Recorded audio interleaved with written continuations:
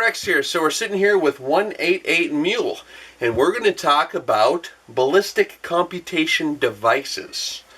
Now, for most of the review series, I've been showing folks how to kind of make ballistic tables of various types.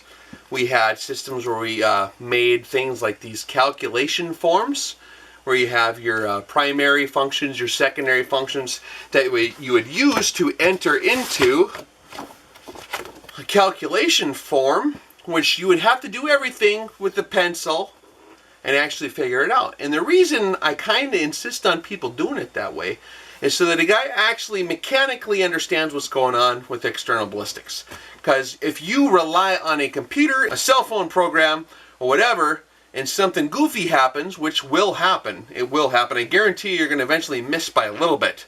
If not, a lot. It happens, right? Yep. Did I ever miss a target there, Mule? Yeah, once in a while. Yeah, it happens, right? Yeah. In real life, it does happen. Like, you shoot and you miss, and you got to figure out what's going on. Yep. And it's a complex dynamic science. It takes a lot of kind of trying to problem shoot what's going on. So unless you truly understand what's going on, you're not going to be able to figure it out. And if you're just used to using a computer and it gives you the wrong number, you're not learning anything. So for learning purposes, I like people to go through the process so they can actually comprehend what's really going down. Now, for actual field use, I usually push people towards using Where's it at? a ballistic table system. And this is what you use kind of in the field, isn't it? A system very similar to this, like we showed you how to use. Yeah. You have all your different temperature ranges, which correct for all your different variables, ambient air temperature, muzzle velocity variation at those temperatures at different ranges. And it gives your exact drop data and your approximate windage data and moving target acquisition data for whatever range.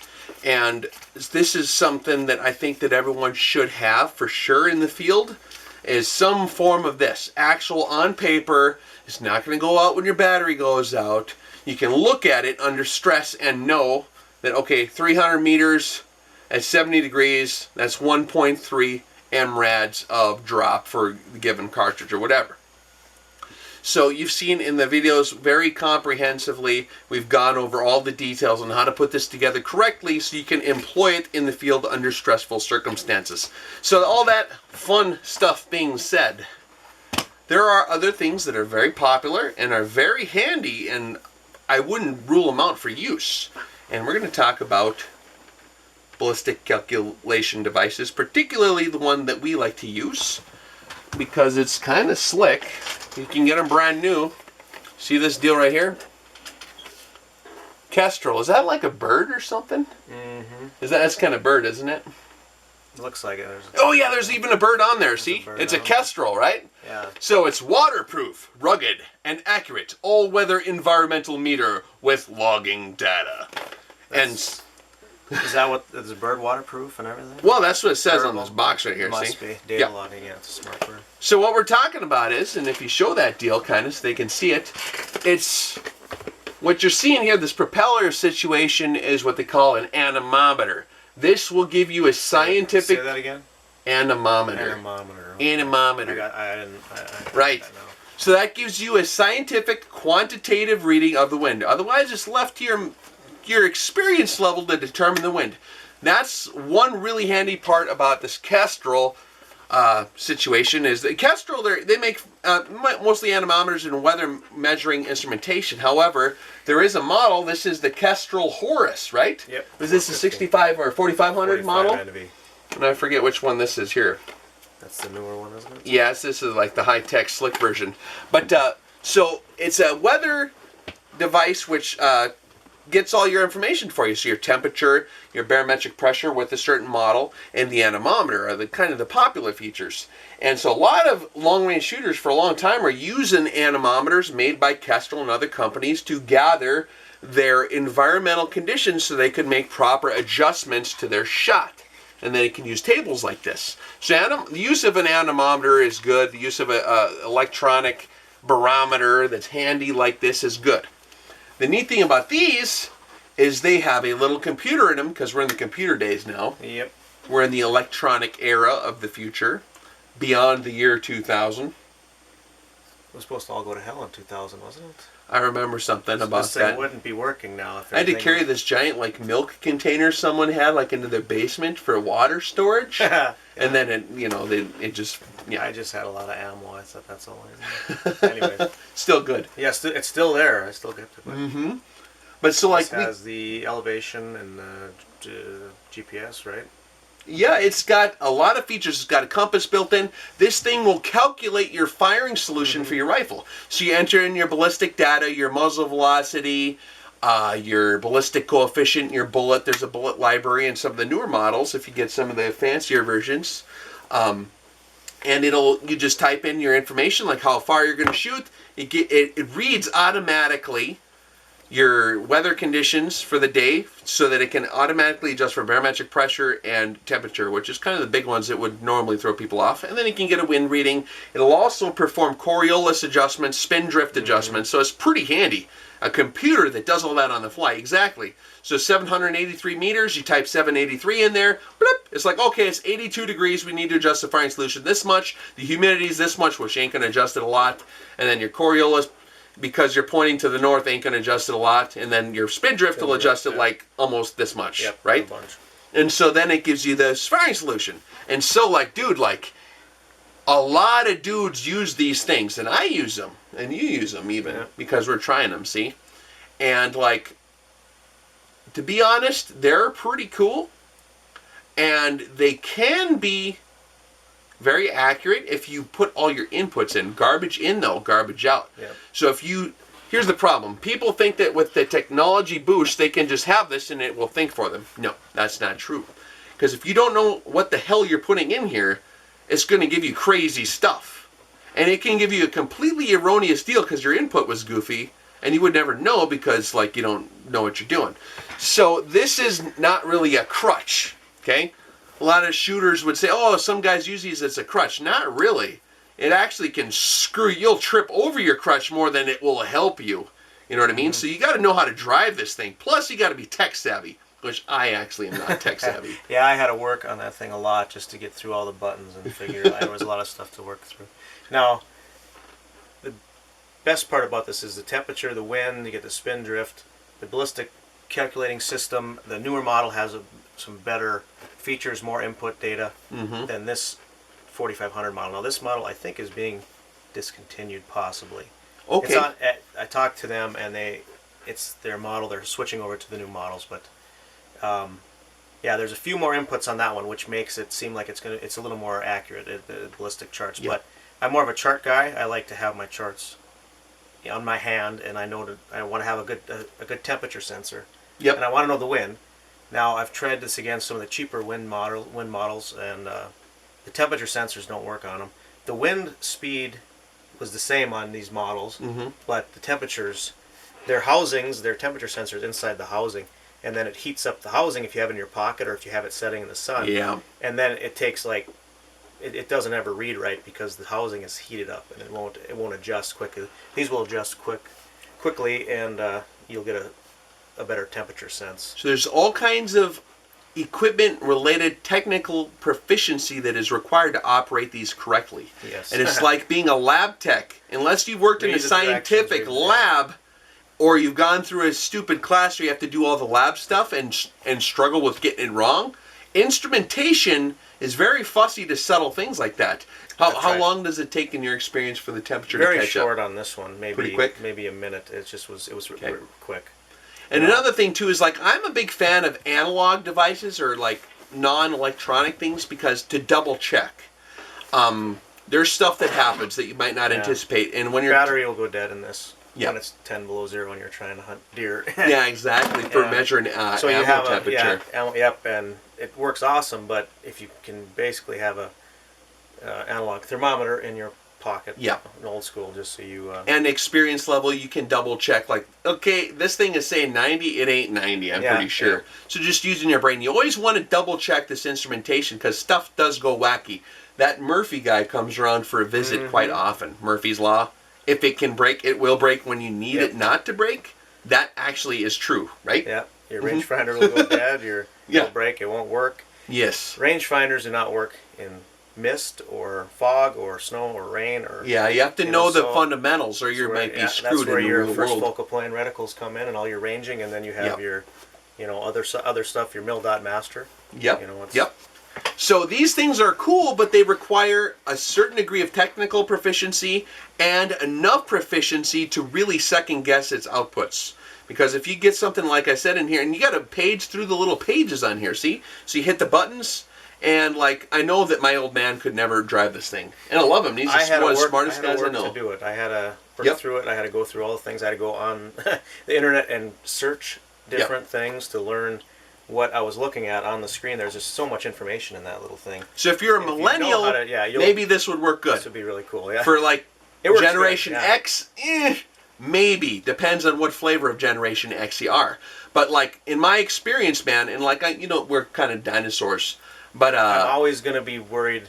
I'd much rather have my charts, but they do work very well. But in a panic scenario, you're flipping this because you just saw a giant buck run out, or there's that a Lahu fudge bar trying to get you or something, right? You know about them guys? You see them on the news? Is that a coyote? They wear yeah, kind of.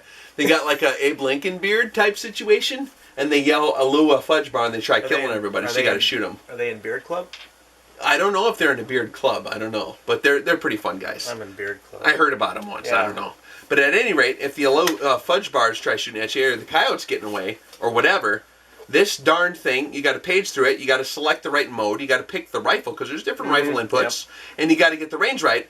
Well, like in a panic deal, you're paging through an electronic device, which is somewhat counterintuitive for a dinosaur like us. What's nice, and I would need to practice a lot with it. It will require as much practice. That'll require maybe more practice in shooting, in my opinion. But then again, we're weird. But like you this, need it in a pinch. In a pinch, where you're gonna lose all your fine motor functions, and you're only gonna have gross motor functions and gross mental functions, where you're gonna panic, tunnel vision, ooh, a coyote, and you're like, ooh, you're trying to page through that thing, not happening in time. But if you can go like this, coyote, boom, and then you just look at the number right on the paper, man, you're set. Yeah. Instantaneously, pretty much on sight.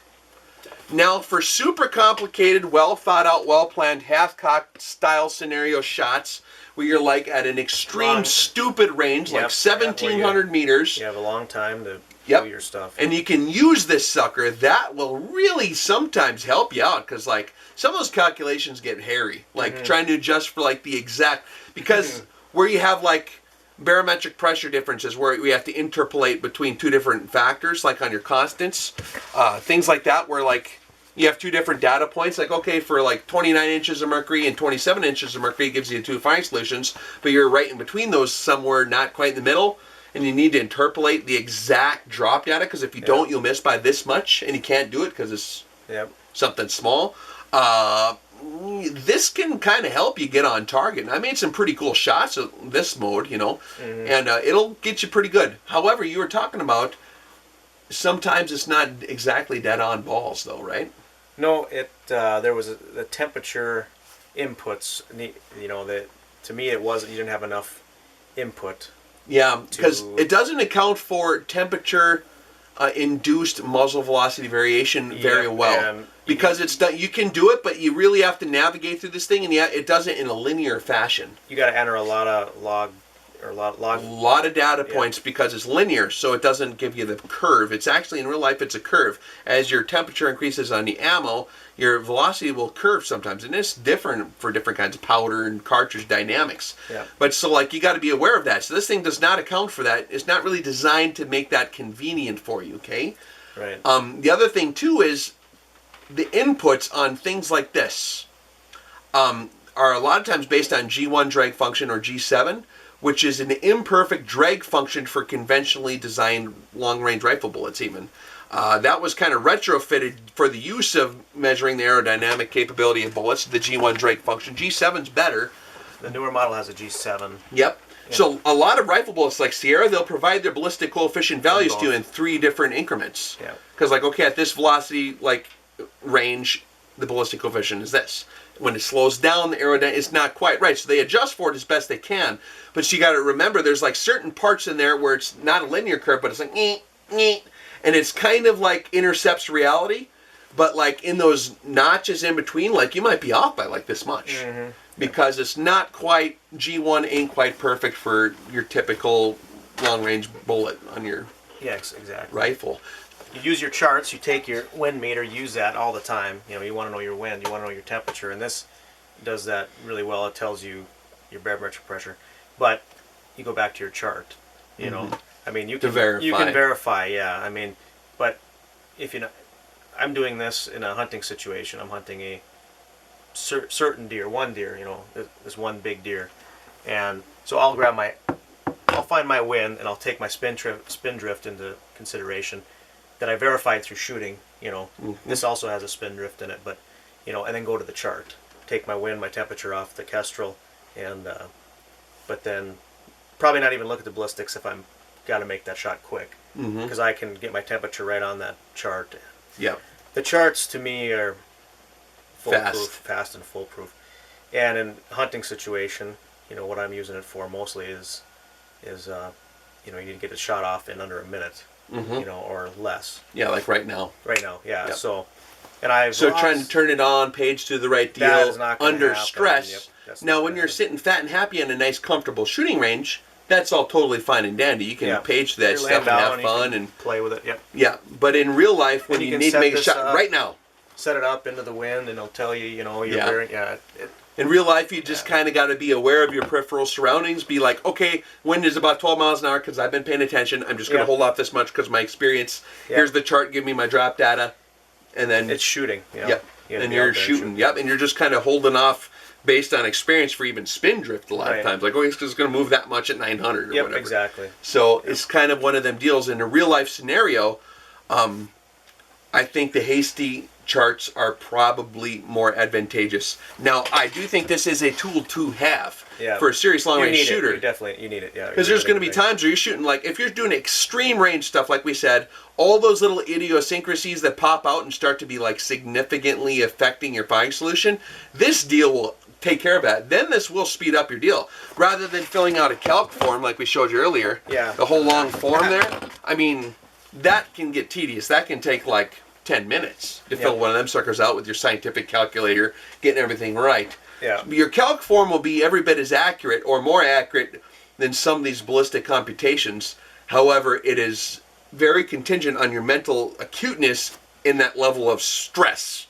So you got to be able to actually work your way through all the math on a calc form. So this thing will erase that. So that'll double check your calc form. But it's always good to have a couple points of data anyways. Yeah, exactly. So if everything's agreeing on your firing solution, you can even average the 3 out if you're not sure. Yep, when you have some time to look through it. And, Yep. Yeah. So, I mean, and I've seen dudes all over the place using these things. Like, they're...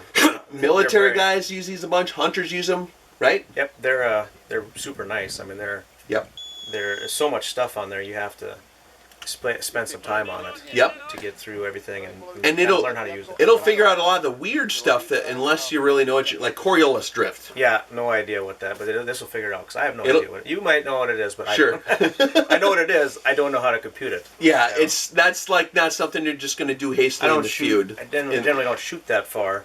Yeah. But I'm going to start. Yeah, if you're in a feud in the field, you're not going to be able to figure it out very quickly. Or even spin drift calculations. That's like you got to know the Miller stability factor and the equations and all this crap. You ain't going to do that on the fly.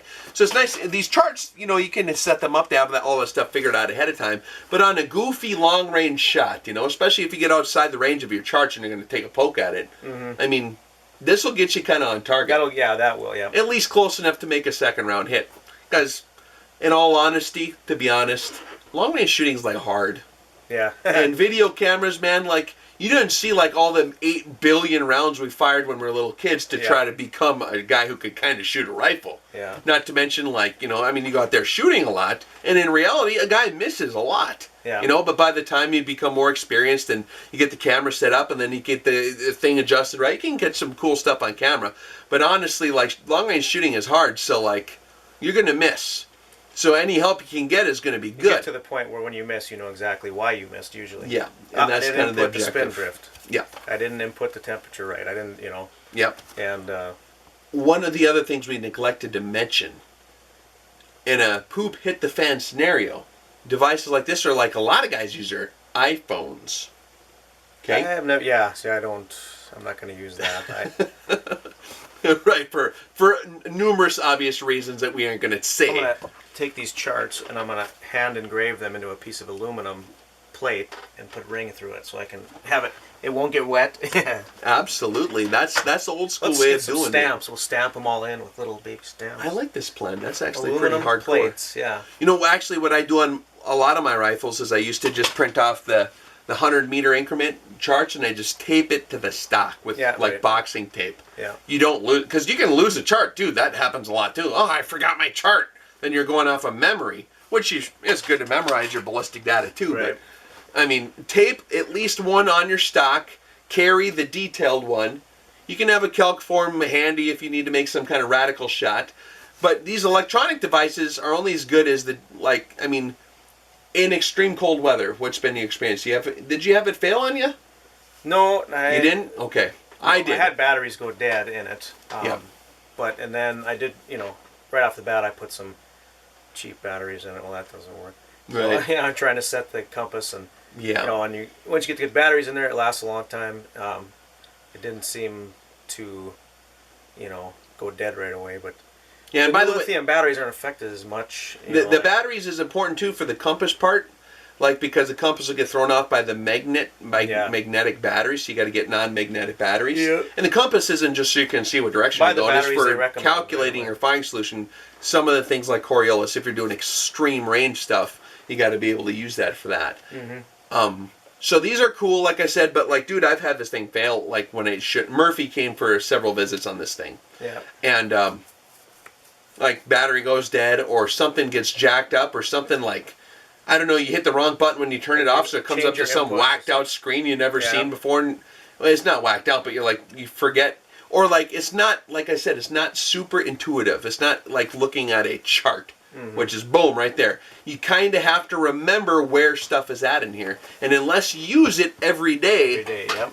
You're gonna forget. If I set this down for a couple months one time, and then I come back to it and I forgot what plan I was even on. I couldn't even find anything in here. Well, there's so much in there. It's very if you're a person that loves that stuff, loves to have all kinds of stuff to go in, do you could sit there for hours and just sit there and play with it. If you're a nerd, I would do that. I do that. Yeah, I do that. I'm at work, take a break. I'm just sitting there.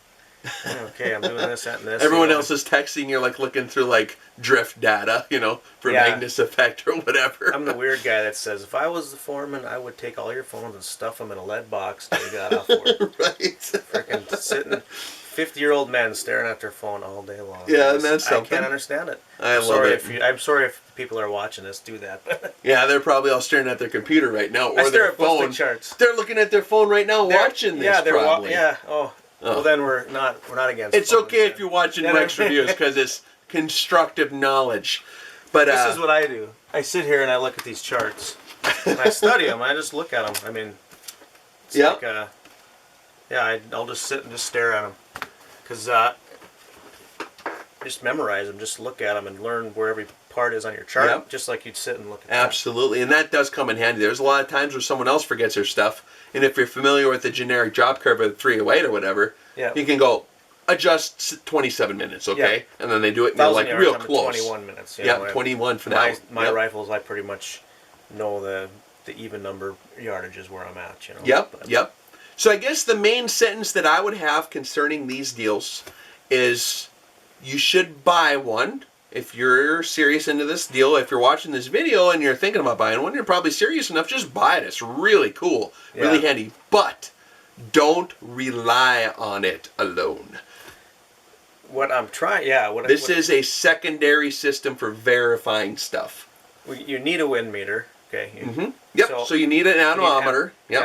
Say that word again. Anemometer. Okay, we need one of those. Yep. You gotta utilize one of these for temperature, or ammo temperature. Sure. Now that changes if you're in the vehicle and you're antelope hunting in South Dakota, let's say, and you get out and there's an antelope standing there and you put the chart in for 40 degrees, because that's what you just took the temperature outside. Okay, you took your outside temperature. You didn't take the ammo temperature.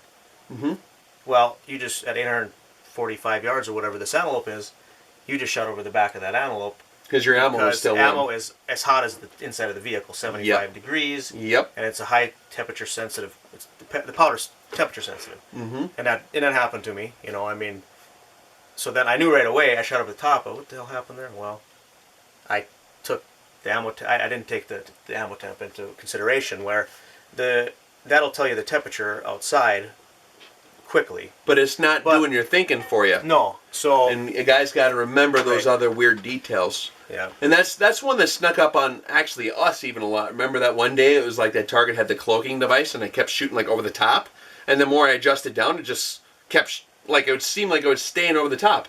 Well, what was happening was, and we figured this out. Chamber heating up, and Yeah, the chamber started getting hot, so you start shooting, chamber's warming up, and on a temperature sensitive load, it just keeps rising. So you keep I'll just adjust down 2 clicks. Boom, hits same place. Adjust down 2 more. Boom, same place. Yeah. Well, it keeps rising because it's gaining velocity. Because your chamber's getting hot. So the more you shoot, if you're one of those type guys, you got to be aware of these deals. And stuff like this is going to lose its value if you don't understand the basic concepts. So this is an incredible tool, but you need to understand the fundamentals. Yep. So yeah, watch and study all the different stuff. There's a million books you can read on it, and if you watch the series, we'll point you in a lot of different directions as far as that.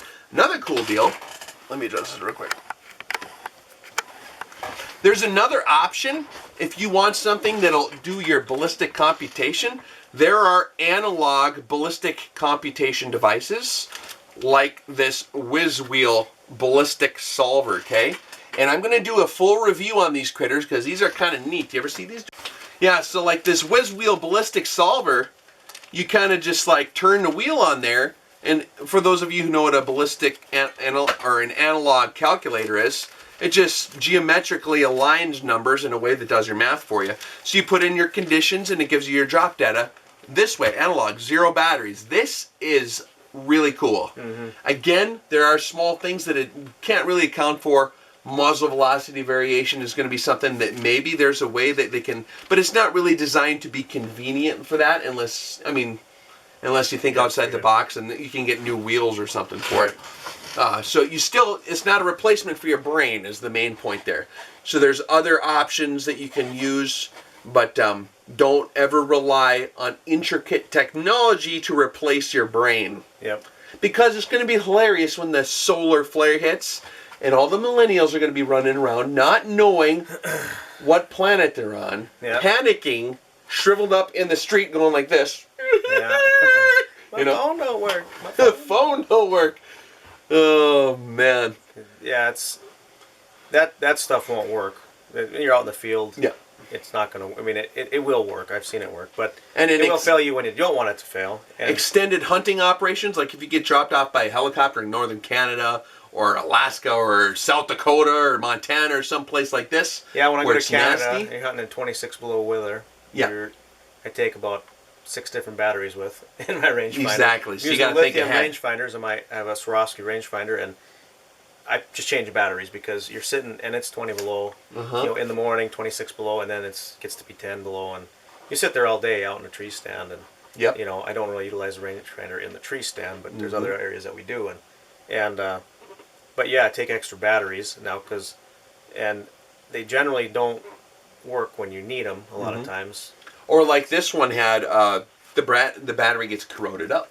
Yeah, you got brand new battery, but it gets dirty or it gets wet or something's going to happen.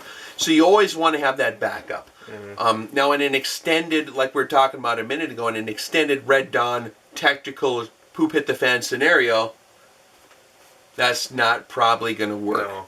Or in a nuclear war, that thing's going to be fried, man. EMP's going to fry it. So, like, there's a lot of situations that can potentially knock that out, and even lesser stuff you're never going to think of. No. Technology will fail you.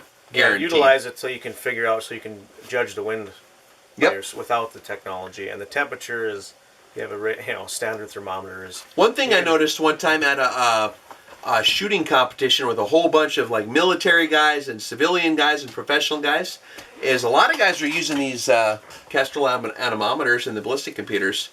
And I was watching them because I'm an observer, and I'm watching it, and they're watching it, and they're writing, and they're adjusting their firing solution based on this, on the windage. Mm-hmm. And they adjust the scope, okay, the wind is 8 miles an hour, and they adjust for that. But there's this sneaky thing that they never thought of, and they missed, like by a lot. And like, hello, that's the wind right where you're at. Yeah, yeah. Okay? So like the wind where you're at might not be the wind where the bullet's at over there, see? Because the bullet's going to fly away from you towards different wind stuff, and then it's going to get to the target. So you got to have experience and skill and observational techniques to discern the wind mid-range and at the target. And you average those 3 wind readings out. This will give you an accurate wind reading at your location, but honestly, the whiskers on your face will tell you the wind pretty accurately too if you got experience. Yeah. But it's good to be able to quantitatively actually read the wind so that you can gain that experience. Right. Okay? So this is still good advice, and it is good to have that. I mean, if you're on flat terrain, it's a lot more reliable. It's probably going to be the same wind speed here as it is halfway to the target and at the target on flat terrain. On flat terrain, yep. But if you're Shooting rugged across stuff, a valley, in valleys, trees on the side of a mountain, in the Badlands. Yep. The area we shoot down there is across a valley, so you're shooting 60, 80 feet off the ground. Yeah, the wind could be blowing in a different direction down there, and it is. Yeah. So that's our opinion on the ballistic computation devices. You got any last words on there? I don't know. They work well. I mean, they're fun to have. You use it to learn your data, so you don't need it. You know, if you don't need it, you can still operate your rig at long range without all the tools. You know, that's the thing. Get something hard copy of all your ballistics and just shoot. Yep, absolutely. You know? It's the only way you're going to learn, really. A secondary device, always have your primary tables on paper taped to your gun or in your pocket, and then you can have that, but don't just have that alone. Because if it's... you get your rifle, you spend your $700 on your new Kestrel, and you got your $5,000 rifle, and then you're going to hit something at 1,000 yards, and you're frustrated because you can't... Don't know what's happening. You don't know what's going on because you're not Your computer told you what to do. Your computer told you what to do, but the actual physical act of shooting the rifle continuously for years or weeks and computing data and learning your spin drift and learning the wind, concepts of how stuff affects bullet flight. Yep, exactly. That's important. And that's an experience deal. So it's not a replacement for experience at all. No, you just got to shoot. I've seen some dudes that were almost crying at this one competition. He was like looking at this, we drove it was only like maybe 600 or 800 meters or something. And we drive down there in the truck and we get out and there's this soldier guy and he's standing there looking at the target, no bullet holes on the paper. Yeah. Looks at his thing, looks at his charts, looks back at that thing, just couldn't, just this panic look. And I kind of remember thinking, man, I feel sorry for you. You're a real young guy, maybe honestly, 18 years old, and I'm just like, ooh, man, I feel bad. Like, you want to tell him. Yeah. Should have been able to range it with his reticle. He would have known what size, if he knew the target size. Yeah. And he should have been on the target. If it's that, that big of a target at that range, even if the wind's blowing 20 miles an hour, But their perplexed look is always an indication that, oh, man, more time on the fundamentals. You should have had a ballistic table, something apparently you didn't type in there correctly. Yep. Because if you would have typed it in there correctly, it would have gave you... They're very accurate if you know how to use them. Yeah. But you have to know how to use them. That's experience. And you got experience, and then the speed. Once you get everything down where you can do it fast, which is the goal when I'm trying to hit a coyote or a critter, a deer. And that's under a minute. You have to have everything. Get your rifle up, dialed in, under a minute, get the shot off. I mean, faster than that, hopefully, but a coyote will give you a minute, maybe, if he's sitting on a hill at 800 meters or 800 yards or 1,000 yards, and you can make the shot in that amount of time. Yep. And it takes practice. I've been collecting experience from other people on these things too, and your precision competition shooter guys really like them because they're very accurate. One of my buddies down in Texas, he's a competition shooter, and he does really good, but he says he hits more targets using these things. Yeah. But he knows what he's doing, though, too, see? He can't just copy the equipment. You can't just buy a nice guitar and then play it. You have to learn how to play the guitar. I was hoping. So I was hoping that was the case. No. Wrong answer. Yeah. No, you got to struggle with it for a while. But, absolutely. So a lot of people really like them. Professionals do use them. Military, civilian, competition, even hunters use them. But The seasoned veterans who've been in stressful stuff will tell you, don't rely on it. Always have your foundation established in the real world of paper and pencil, so that you can, because you're always going to have access to that. So don't rely on it, but it is an incredible tool. Professionals do use it. I do recommend it. Don't rely on it.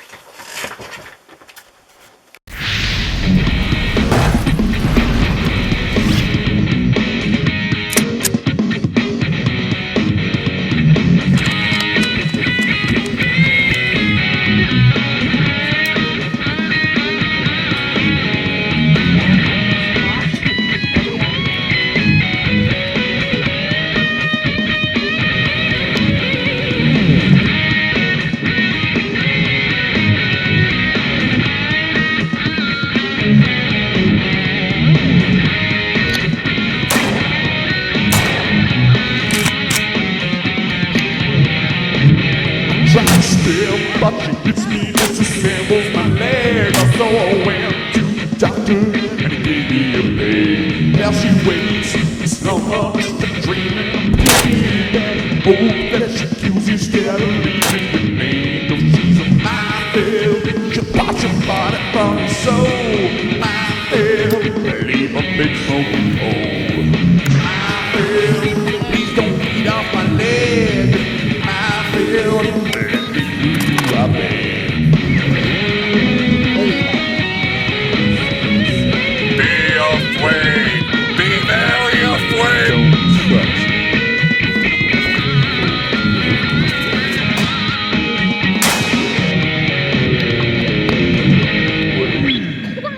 What's that little round thing over